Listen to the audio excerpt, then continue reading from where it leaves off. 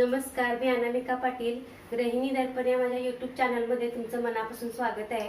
आज मी तुमच्यासाठी एक नवीन रेसिपी घेऊन आलेली आहे, जी मी उरलेल्या डोश्याच्या पिठापासून बनवणार आहे.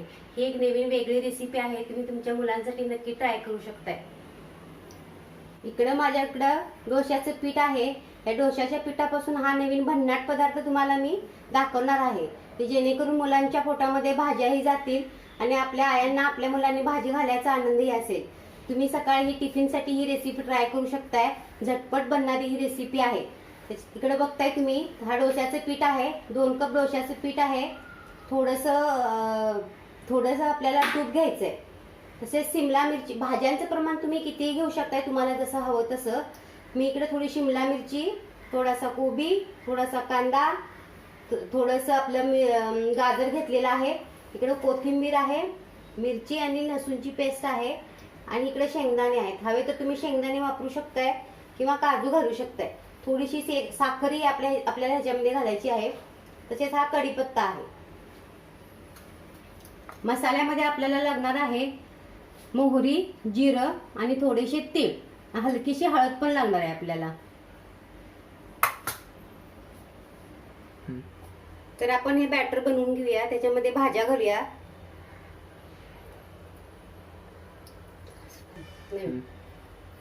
थोडी शिमला मिरची, कोथिंबीर,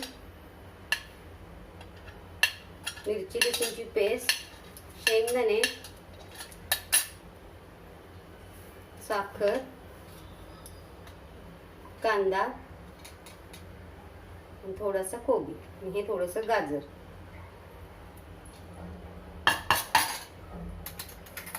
त्यानंतर थोडीशी हळदी घालायची आपल्याला याच्यामध्ये. हलकस आपल्याला लाल तिखट घालायचं.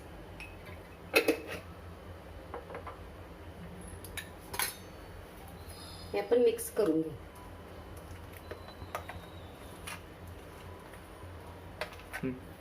थोडासा सोडा आपल्याला घालायचा आहे, म्हणजे हा छान फुलतो.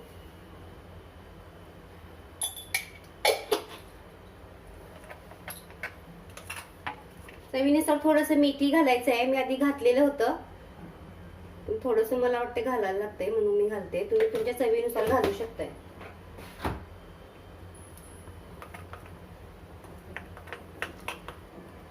इकडे मी तवा गरम करायला ठेवलेला आहे. तवा छान गरम झाला पाहिजे. त्याच्यात घालूया आपण तेल.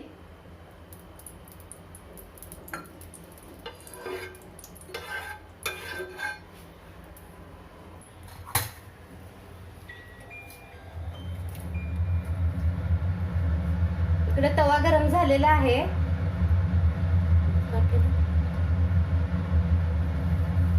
त्याच्यामध्ये घालणार आहोत आपण मोहरी, थोडंसं जिरं आणि थोडेसे तीळ, थोडा कढीपत्ता.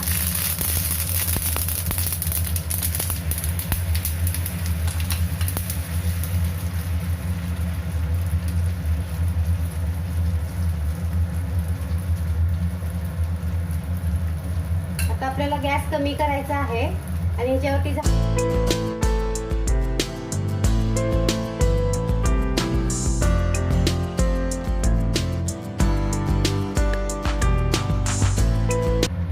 कमी गॅसवर 1-2-3 मिनिटं ह्याला आपल्याला शिजू द्यायचं.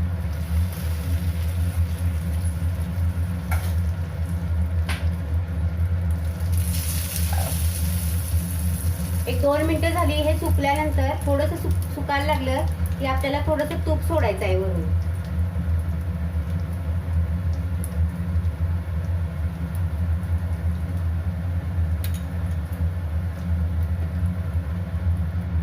परत झाकून आपल्याला 1 मिनिट वाफ काढायची आहे.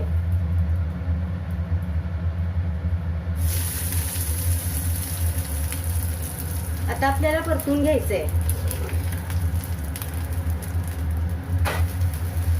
तुम्ही बघू शकताय किती छान कलर आलेला आहे याला.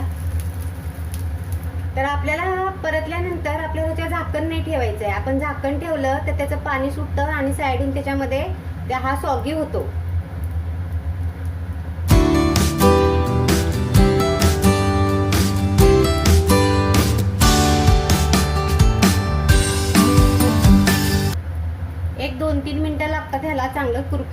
आपल्याला 3 मिनिटांनंतर आपल्याला हा परतून घ्यायचा आहे. 2-3 मिनिटं झालेली आहेत. आपण बघूया झालाय का. तुम्ही पाहू शकता किती सुंदर कलर आला आहे याचा.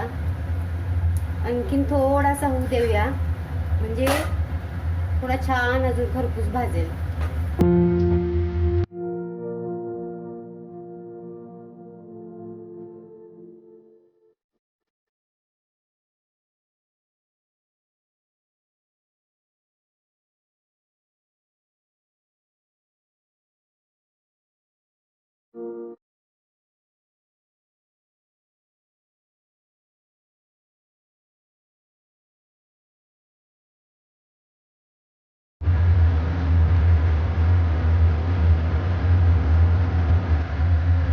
असा कलर येईपर्यंत तुम्ही याला शेकू शकताय.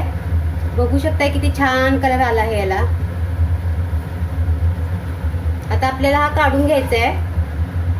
त्याच्यासाठी मी एक मोदक पात्र घेतलंय, त्याच्यावरती काढायचंय. तुमच्याकडे काही बुट्टी असेल किंवा मोदक पात्र असेल तर त्याच्यावरती तुम्ही काढू शकताय. म्हणजे ह्याची थोडी वाफ गेली पाहिजे. वाफ गेली म्हणजे हा स्वागी नाही होत.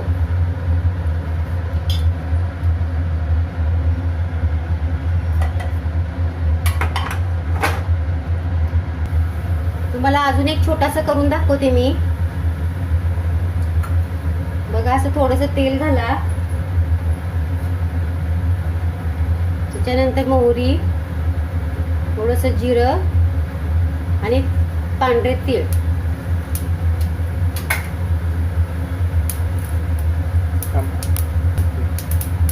तर असं तेल उडतंय तर थोडासा हात सांभाळून तुम्ही हे करायचंय. गॅस कमी करायचा आणि मग घालायचंय. कढीपत्ता पण घालायचा. थोडं सावधानतेने करायचं की आपल्या हातावर उडणार नाही.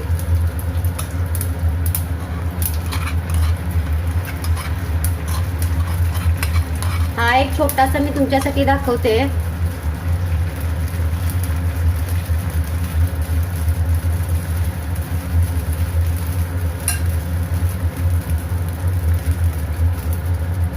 त्याच्यावर झाकण ठेवायचं आणि गॅस कमी करून वाफ काढून घ्यायची.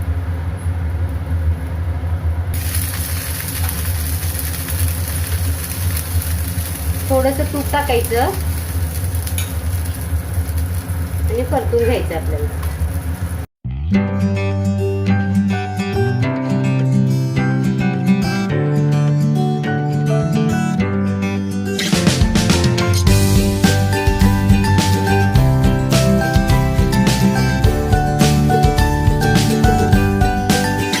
असे छोटे छोटे पॅनकेक ही तुम्ही मुलांना देऊ शकताय.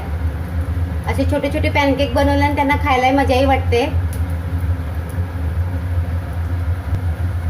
असे नमकीन पॅनकेक खायला मुलांना खूप आवडतात. सॉस सोबत मुलं आनंदाने खातील.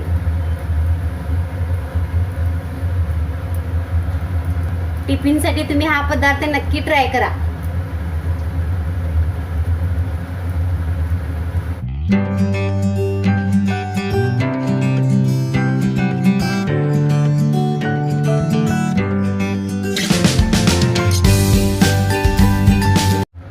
बघू शकताय किती छोटासा पॅनकेक.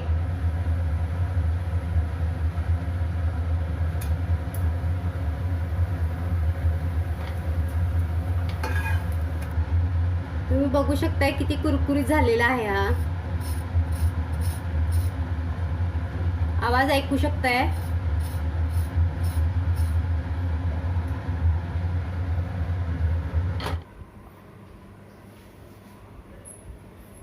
तुम्ही बघू शकताय हा इंडियन पिझ्झा किंवा ह्याला तुम्ही पॅनकेक काहीही म्हणू शकता. आवडलात नक्की सांगा.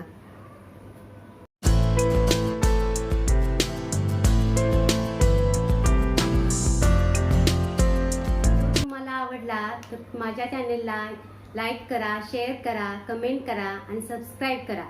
Thanks for watching. बाय.